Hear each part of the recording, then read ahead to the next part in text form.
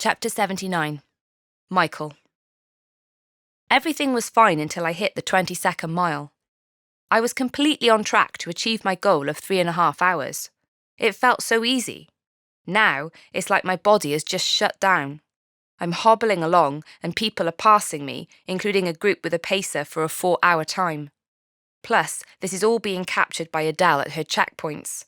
The next time I'll see her now will be the finish line, but that's going to take a lot longer than I'd planned. I think about Jen, standing at the altar, waiting for me, a complete inversion of what's supposed to happen. The look of disappointment on her face. There's a lump in my throat I can't swallow away. I know this is all my fault. Dan was right. I should have just quit while I had the chance, before this media circus took off, and I had to prove that I was actually running so that Bradley's family would get their money. It's funny, I don't know why it pops into my head, but I feel like the prodigal son in the story that Steve told at marriage prep. I had all these grand ideas about who I was and what I do, and now I'm limping back, and I feel like I've failed. God, please help me. I keep putting one foot in front of the other, each mile feeling endless, and every minute going by makes my face burn with humiliation of being so far off where I wanted to be at this point. Finally, I approach the city centre. The central road has been closed, and the finish line is next to the billboard and Otter's Tavern. There's a huge crowd, and as I stumble forwards, there's a roar of noise. Odd.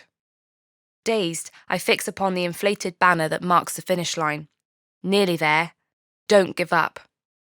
There's an even louder cheer, and then sounds of applause, whooping and screaming. Ahead at the finish line, Jen stands, in her wedding dress.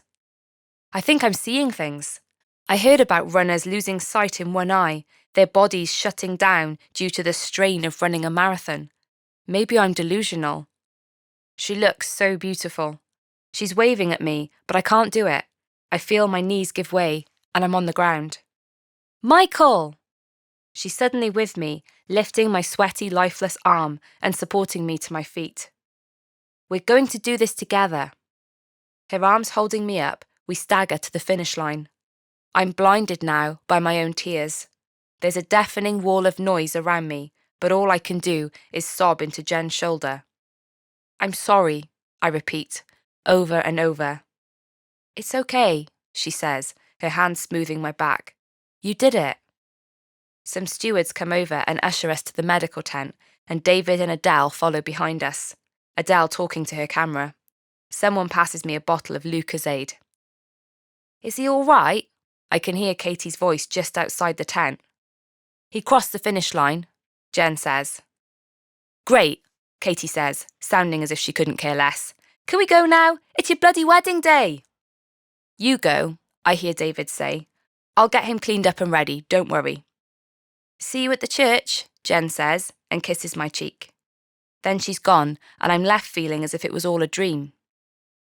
Come on, David says, clapping a hand on my shoulder. We need to sneak out of the back here. He leads me out and ushers me straight inside the Otter's Tavern. A man is standing in the entrance. This is Michael, David says, as if that explains everything. Clearly it does, as the man hands him a key and points us towards the stairs. Grabbing hold of the banister, I haul myself up the stairs, and David opens a room with the key. Get yourself showered, he says. We'll be getting ready in the next room. Feeling even more out of it, I stumble into the bathroom and turn on the shower. By the time I emerge, the room is clouded up with steam, and I can just about string a coherent thought together. My wedding is in half an hour.